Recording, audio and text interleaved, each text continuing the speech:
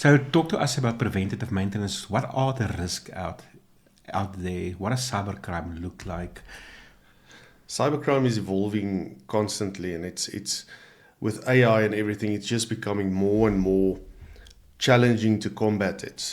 But we find with our clients, most of the issues we find is that emails are being breached, invoices going out is being intercepted and changed. Those type of things is actually in our circle of clients is actually the most relevant, and we focus a lot on that, securing your email, securing that data flow on the cloud to make sure that that is actually sorted. Okay, so how does that work? So there's now a supplier, I suppose, send an invoice to a company.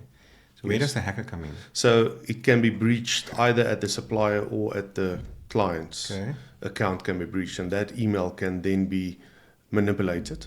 So they intercept the email, you say, without you knowing? Either intercept or they breach your mailbox. So they log into your webmail.